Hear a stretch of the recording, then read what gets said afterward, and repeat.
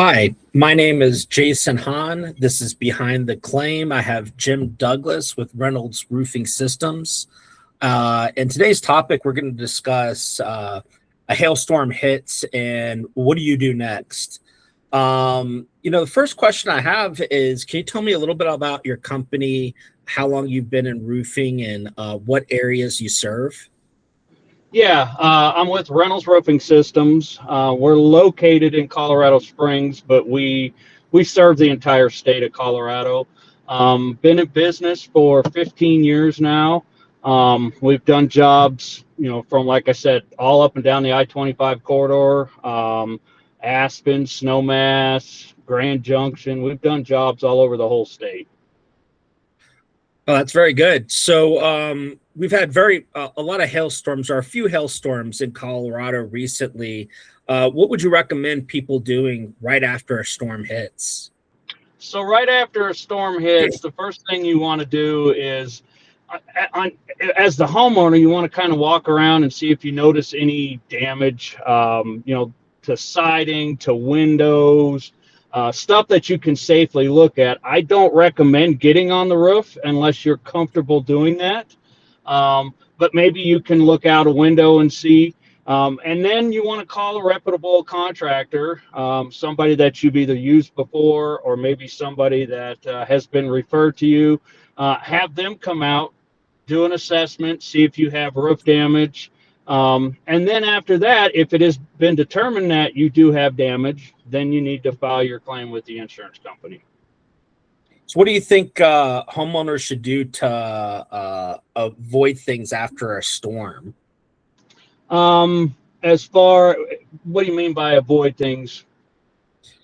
Yeah, so like after the storm, like doing repairs on your house. Oh, yes.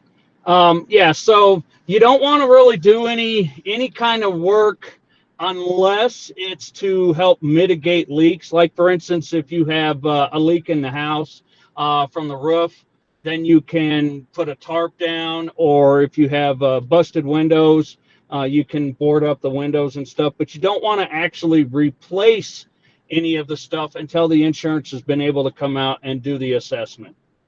Okay. So how can someone tell the difference between cosmetic damage and that can lead to bigger problems?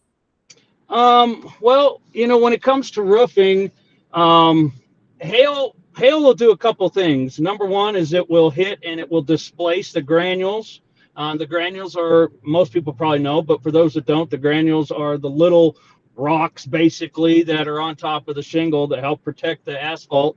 So the hail will hit, it can knock the granules off, or it can embed the granules. It can also break the shingle. If any of those have happened, that is functional damage to a shingle. Okay. Do you recommend like homeowners inspect the property, like go around and look at the exterior? I know you talked about getting on the roof, but should they look at everything first before, or should they have a roofer go out and look at the property after the hailstorm? They can do either or. I mean, if they want to look at it themselves, if they know what they're looking for. Unfortunately, it seems like a lot of homeowners, unless they're in the construction industry, they don't really know what they're looking for. And there's been many times where I'll come and do my inspection and I'm pointing stuff out. My homeowners are like, I never saw that. Wow, I never saw that. And it happens, I would say, 99 out of 100 times. So, but yes, you definitely can, but you definitely want to have a good contractor come out and take a look, because they're trained to do this. They know what they're looking for. They know what needs to be done. So they're gonna, if you have a good, knowledgeable contractor that's been doing this a long time, they know what to look for. They know how to take the photos, all of that stuff. So, well, like when you look as the roofing contractor and take a look at the property and assess the damage, do you kind of let them know you have enough damage to file a claim, or hey, this isn't enough damage, do some repairs, and maybe another storm will cause a little bit more damage the next time? Absolutely. That is very important is you need to make sure that you have enough damage that it warrants a claim. You got to exceed however much your deductible is. And if you don't, it's not worth filing a claim. There's been many times where I've talked to homeowners, and I've said, look, you got gutter damage, but your roof is fine. So, or, very minor, I would not worry about it. The last thing you want to do is have someone file a claim that has no damage. Yeah, I totally agree. So, a hailstorm hits. What do people find for signs of a hailstorm? Because some people aren't home or they're away for a period of time. How can they tell that a hailstorm happened either recently or a couple of days later? They can find out that a hailstorm hit their property. Like what are the things that they should be looking for? Well, one of the biggest signs is of course going to be leaves from the tree. Now, small hail will knock off the leaves, but if you see decent, if you see like limbs, 6-inch, 8-inch long limbs that have been broken off, plus all the leaves and stuff, that's a good indication that the hail was pretty big. Look for, busted windshields. Look for busted glass on your house. Look for spatter marks, like on your decks or on your garage doors. And of course, talk to the neighbors. If you're out of town, you get home and you're wondering why there's roofing signs in every house coming down to your street, that's a good bet there was probably a hailstorm while you were gone. Especially when months down the road you hear nails hit, some people are on the roof installing new roofs to neighbors down the street. That's also a pretty good sign as well. Right. So, the other thing is like, what materials would you recommend? Like, asphalt versus concrete, what better shingles, what asphalt shingle do you think is the best to hold up to a hailstorm? So when it comes to hail, most of the SBS, which is a modified asphalt and like a rubber, most of the SBS shingles do okay, but there's two that I find that outperform most of the other shingles, at least in my opinion, and that is the Certainty Northgate and the Malarkey Legacy. Those are both premium grade impact resistant shingles. Now, Jason, keep in mind, and I know you know this, but nothing is hail proof. Nothing. Mm-hmm. And so many people always I want something that's hail proof. Well, there's nothing that's hail proof. But the Northgate and the Legacy, typically it's got to be 2 inches or bigger before you're going to start to see that damage.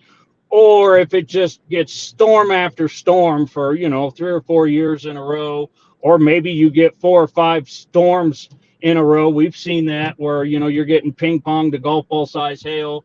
But typically it's going to take 2 inch or bigger for those shingles to even start showing any kind of damage. Okay.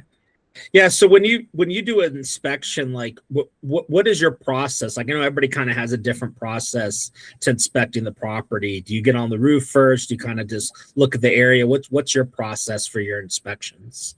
So my process is I like to do the roof first. I like to get that done. That's usually the hardest part. I'll get up on the roof. I will inspect every facet of the roof if I safely can. Some of the roofs are really steep, and you can't really safely get up there unless you have, a rope and harness guy that's kind of helping you out, or maybe a drone. But if it's a roof that I can get on safely, I will look at every facet of the roof. I will do test squares on front, right, left, and rear elevation, just one elevation for each. And I typically try to find 10 hail hits. I know some insurance companies want a little less, some want a little more. Typically, I try to find 10. I'll inspect all the gutters. Then when I come down, I'll look at everything on the front. Then I'll go to the right. Then I'll go to the rear, and I'll finish on the left. And then if there's any outbuildings, sheds, chicken coops, what have you, I'll inspect those. Fence. And then if there is any interior, I'll take pictures of that as well. So as far as like a homeowner a homeowner filing a claim, like when do you expect them to file a claim? Do you tell them to wait a few weeks? Do they do it right away? Do they, have you look at the property and maybe a couple other people? Like what is your recommendation to them as far as filing a claim? So my recommendation is to have a contractor look at it first. Number one is to make sure that you do have damage and that you have enough damage that it would be wise to file a claim. You don't want to file a claim for minor damage. Then once it's been determined, again, it's not up to me. It's up to the homeowner. My job is to let the homeowner know that, yes, you do have damage, and I would recommend that you file a claim. But at the end of the day, it's up to them. But what I tell my homeowners is do not file until after we're out of hailstorm, unless it's so bad. If I don't know if you remember 2018, Jason, Mm-hmm. that June and August storm of 2018, that was those storms were a different animal, and you couldn't wait. I mean, there was holes literally through the plywood, and the hail was landing on people's carpet. But that's a rare. I mean, it's not a zero, but it's not likely that you're going to get hail like that all the time. Typically maybe up to 2 inch is the biggest that we get. So if it's an early storm and you have no leaks, I always tell them let's wait, because the last thing you want to do is file a claim, get the work done, and then another storm hits, and that's exactly what happened in 2018. And then Okay. all the customers had two claims, two deductibles. It was a nightmare for everybody. Yeah, so talk about that, with, people make mistakes throughout the claim process. Other than that situation that you were talking about, what other mistakes do people make that's pretty common that you see that impacts the claim process? Well, they'll throw stuff away because they don't realize that some of their personal property is actually covered. One of the biggest ones I see is my grill cover, or lawn chairs, or what have you. They were just beat up so bad that they just threw them away, and then went and bought new ones. And a lot of times, if you don't have, I mean, if you got pictures of it, that's fine. If you're going to throw something away, take pictures of it, timestamp it, so then you can show that, hey, here it is. Here's the time. This was after the storm. That's one thing. Another thing is signing up with the first guy that knocks on your door. That's, in my opinion, that is the biggest mistake any homeowner can make. You don't want to do that, because the problem is a lot of these guys that are doing that are creating urgency and trying to get you to get that done right now. And that's not the case. You don't want to get it done right now unless you absolutely have to. I mean, again, if it was 2018 type stuff, that's different. But most of the storms, you can wait. Wait till the end of August and then file. You should be out of hail season. And then you can do it then. So like in every insurance claim, like, there's certain information that impacts the claim. What information would you recommend the homeowner have available and you that you would recommend that can help you with the claim process? There's not a lot that I really need right up front. Really what I need right up front is just access to look at the property. Maybe if you do have a class 4 shingle, let me know that, because sometimes you can't tell until you start tearing them off, and we don't want to tear off anything, until we're actually ready to do the inspection. There's some other stuff insurance wise that technically us contractors really really don't discuss too much.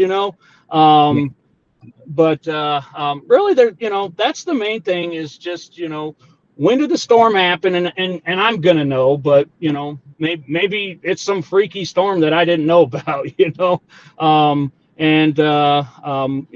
I may ask them, like, I might find a busted window or something, and it might look like like I'm finding a lot of damage on the back and the right side. Then I get to the left side and I notice there's a piece of glass that's busted. And I may ask them, hey, was that there before? Because I don't want to take damage of something that was there before. Mhm. So Yeah, a lot of times I tell people, like, take pictures. Do you have past inspection reports? Have you filed a claim in the past? Those are like the big three to me that kind of really can impact things on your claim. yeah, I mean, that is stuff that definitely could, especially if they had a prior claim and didn't get the work done or only got some of the work done. But my job as a contractor when I'm going out is to document the damage and then to let them know what my recommendation is. Mhm. So you as the roofing contractor, you meet with the insurance adjuster. What have you found with your experience that kind of makes the process go smoothly, not only during the inspection, but also when discussing the damage with the adjuster, throughout the what I call negotiation process, where you're kind of going back and forth on what should be included? When meeting the adjuster, I'm pretty laid back, and I kind of let them know that, hey, I'm here to assist in anything I can. And I try to be upfront with them. They'll a lot of times they'll say, "Have you been up there?" I'll be like, "Yeah, it's Mhm. good damage," or there's some really good hits, but then you got to look for it, that kind of stuff. The biggest thing for a contractor when he's meeting the adjuster is just kind of, be there to assist them. Mhm. Set up a ladder for them. Some of them can, some of them can't use your ladder, but at least set it up for them and then let them tell you. Don't get pushy. I kind of let them do their thing, and I found that if I kind of let them do their thing, they'll usually ask me before they're ready to move on, is there anything else that that maybe I didn't see, that you want to point out and stuff. I don't get too pushy with them, because look, they're there to do their job. And if there's issues where they miss stuff, we can handle that after the fact. Okay. So you get the estimate, either the insured gets the estimate or you get emailed the estimate, and you notice items are missing or the pricing's kind of off. How do you resolve those issues? So I will rewrite the claim with either Xactimate or Symbility, whichever estimating software that the insurance is using. I'll rewrite the claim with all of the missing items. I will have a photo report or any code documentation. I'll have both, actually, photo report plus any code documentation that might pertain to that missing line item. I'll get all that together in a packet and I'll send that off to the insurance, or and I'll send it off to the homeowner in the insurance, and and then we let the insurance kind of go through it. Sometimes they'll call, but most of the times I've found if you take really good photos and you have really good documentation, most of the times I can usually get them to agree to those items. Okay. So I mean, when there's all exception, of course. yeah.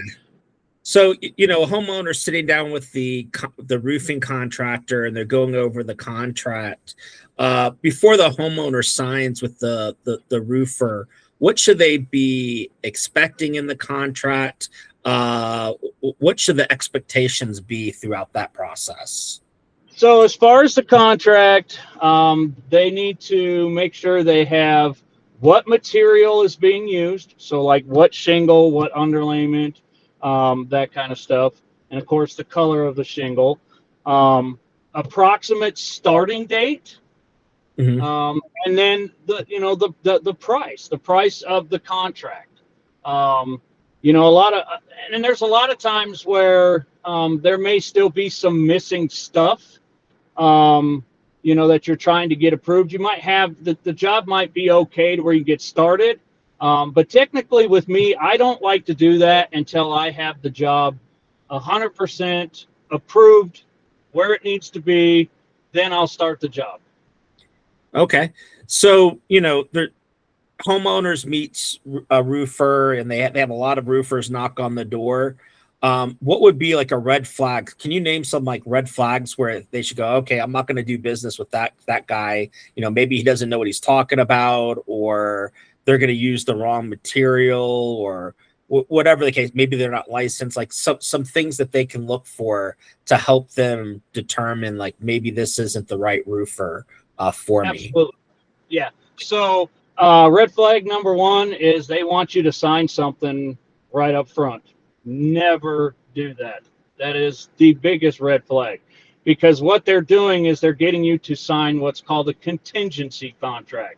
And basically that says that you agree to let XYZ Roofing, I'm sorry if there's somebody named that, do the job if they get the claim approved.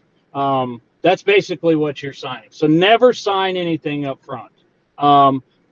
The other thing that's very important, make sure they're licensed for, that county or city or jurisdiction. It's different all over Colorado. Some guys might be licensed in, say, Fort Collins or Denver or what have you, but they may not be licensed in Colorado Springs or Fountain or Pueblo or wherever. So make sure they're licensed.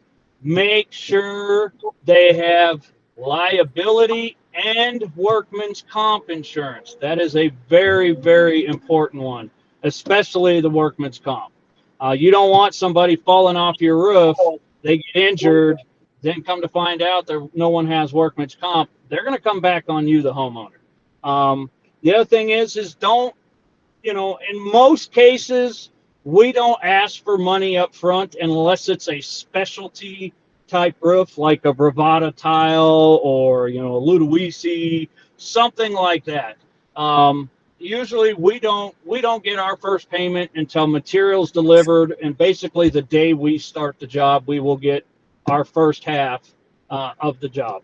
A lot of guys, they want money way up front, and then it could be 3-4 months before you get your project done. You don't want to do that. You want to go with a company that has a credit line that can, that they don't need to rob Peter to pay Paul, basically, to get the material. And $100 deposit's fine. I mean, people don't have to give 50% down. They could give $100 down to start the project, and that's good enough, in my opinion, at least. Yeah, when we sign the contract, write a check for, or maybe your deductible. Write a check for your deductible. And then when we start the job, after material is delivered, the guys are started working, I'll come by that afternoon. Most cases, the job is done. And then I'll get your first half of your insurance or your first check or what have you. And then once all the other work, if there's gutters or painting or whatever, once all that is finished, we send in for depreciation and we get your final check, and then we're done. So next, I'd like to talk about like past projects where sometimes you have either the insurance company wrote a lowball estimate or they just purposely missed stuff. Can you tell me a past claim where the homeowner almost gave up, but decisions you made to help the insured help their claim turn out better at the end? Do you have any like past stories you could tell? I've got quite a few of those, Jason. I can't really put my finger on just one, because there's a lot of, but I will tell you, I have one recently where I've been arguing, or not arguing, but trying to get lead abatement covered. And the insurance company is only wanting to cover a certain amount, and we've been going back and forth for quite a while, and it's like, man, I'm scratching my head what to do. So I ended up actually getting a couple more estimates from some other lead abatement guys, and sent that in, and finally the insurance company kind of looked at it and said, well, I guess that's the price, because the other two were actually higher than the one I sent in. So they did finally approve that. So you just got to document stuff. Sometimes it can get a little frustrating for the homeowners and us as the contractors. The biggest thing is we just got to communicate with them and let them know what's going on with their claim. And if, because at the end of the day, it's their claim. It's not our claim. Yeah. They hired us to do the work and to try to help them, but at the end of the day, it's their claim. Yep. So you Their got to make sure property, their house.